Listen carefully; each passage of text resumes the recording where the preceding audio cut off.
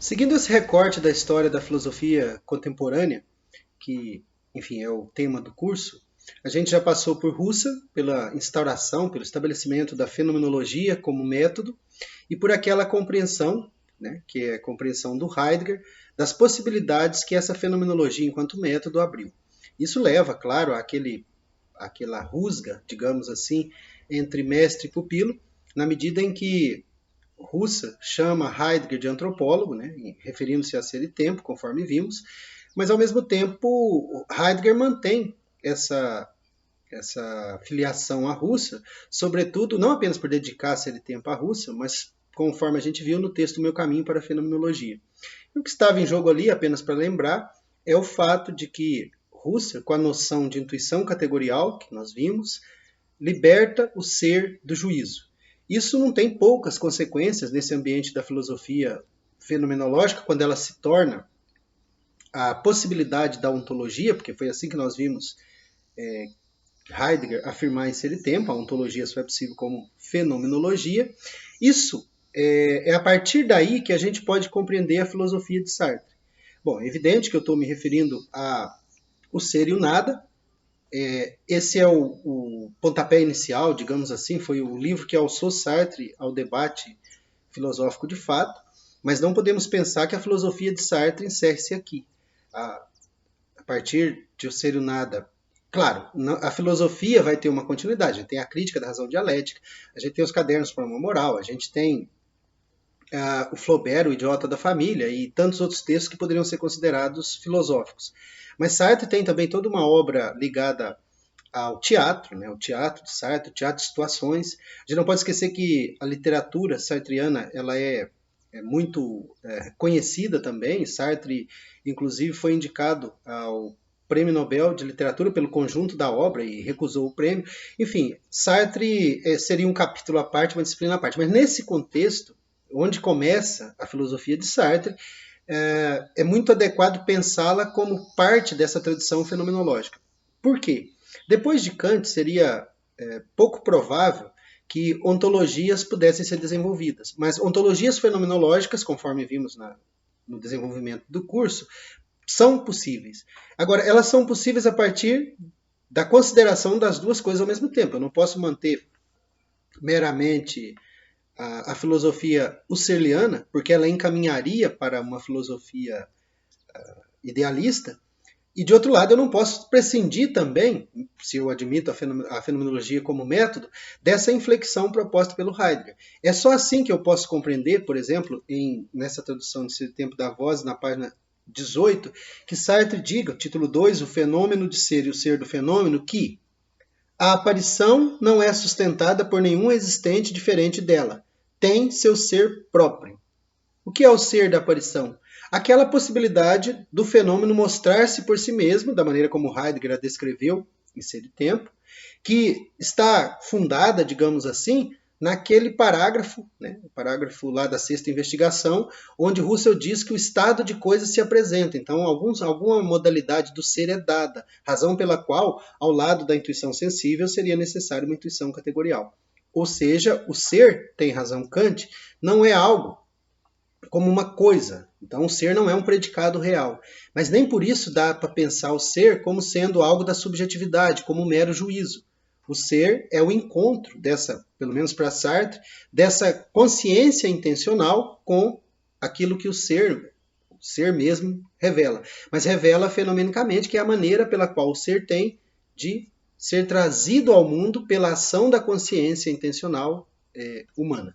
Bom, dito em linhas gerais, qual é a ligação de Sartre com a fenomenologia, é importante também considerar o seguinte: diferentemente de Heidegger, que pensa o Dasein humano, Sartre utiliza uma terminologia que alguns tentam associá-lo a Hegel, né? Ser para si, ser em si para si, tudo junto, e ser para outro. Né? Essa é a estrutura básica da ontologia sartriana, considerando que o ser para si é aquilo que eu mesmo sou, ou seja, a impossibilidade de identificar-me comigo mesmo, e isso se aplica a quase todos os seres humanos, né? Em alguma medida, todos nós temos essa impossibilidade de sermos o que somos, visto que nascemos um bebezinho e morremos enrugados. Então, fisicamente nós mudamos, temos um começo e um fim, Mas mais do que fisicamente, nós não somos aquele que fomos ontem e não seremos amanhã o que estamos sendo agora. Quer dizer, a gente existe nessa passagem.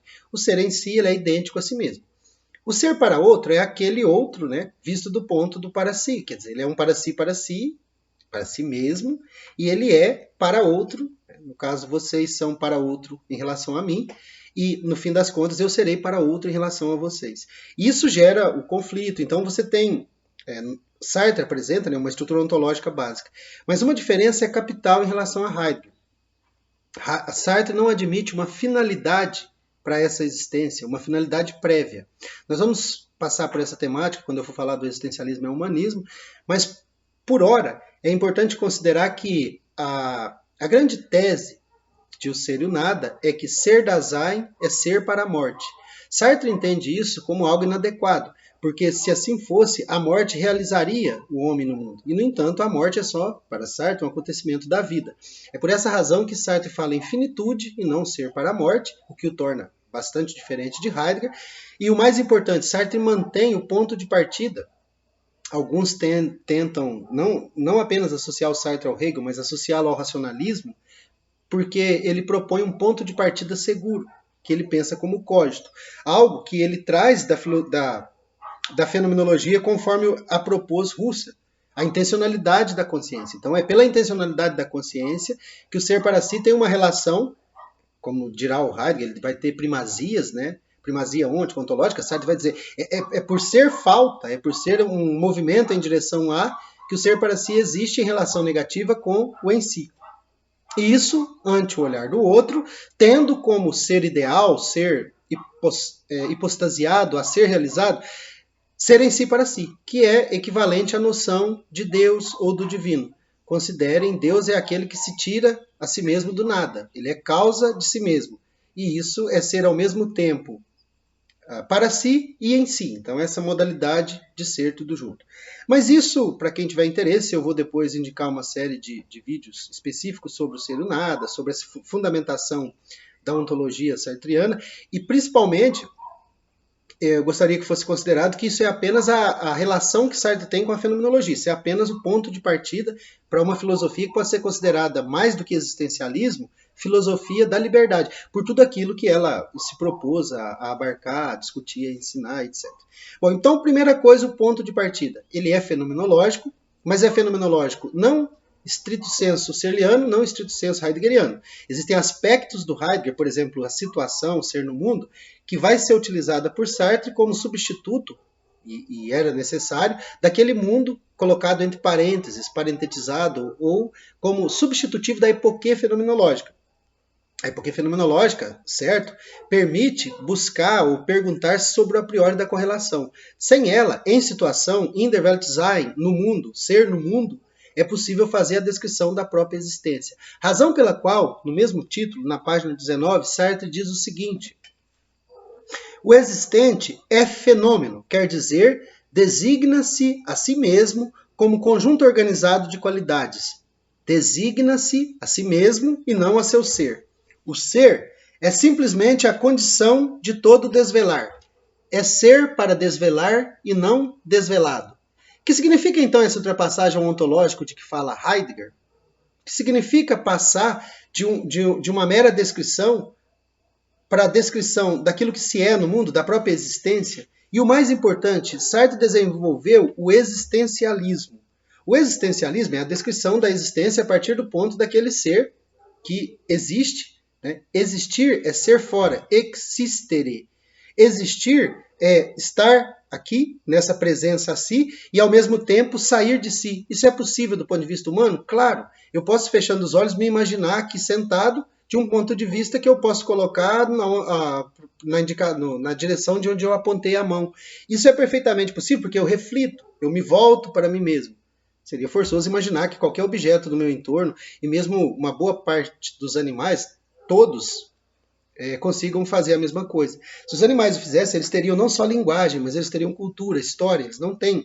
Se eles não têm, nós fazemos a história dos animais, nós enquanto seres humanos.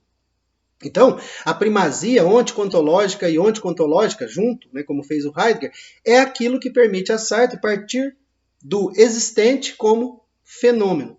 Então, qual que é o ambiente do mundo sartreano? É o mundo do homem, efetivamente, e nesse seu ambiente existencial.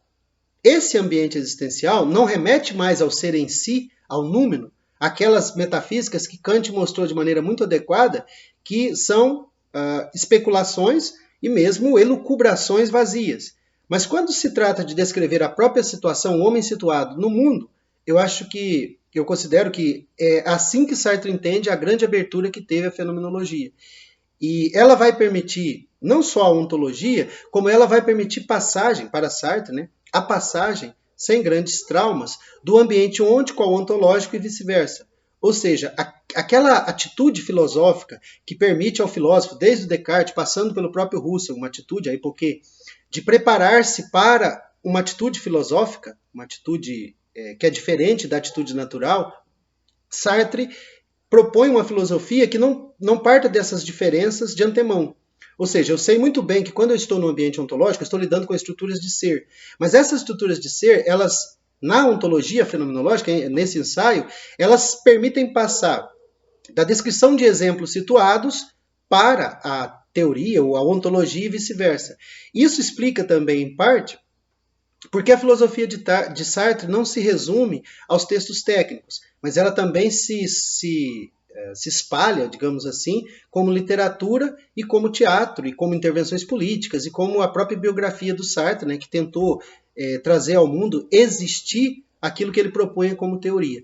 Então, nesse sentido, a vinculação de Sartre com a fenomenologia ela é clara, o próprio Sartre faz referências ao Heidegger e ao Russell, mas é importante dizer de antemão que a sua filosofia será única, visto que ela é a filosofia da liberdade situada.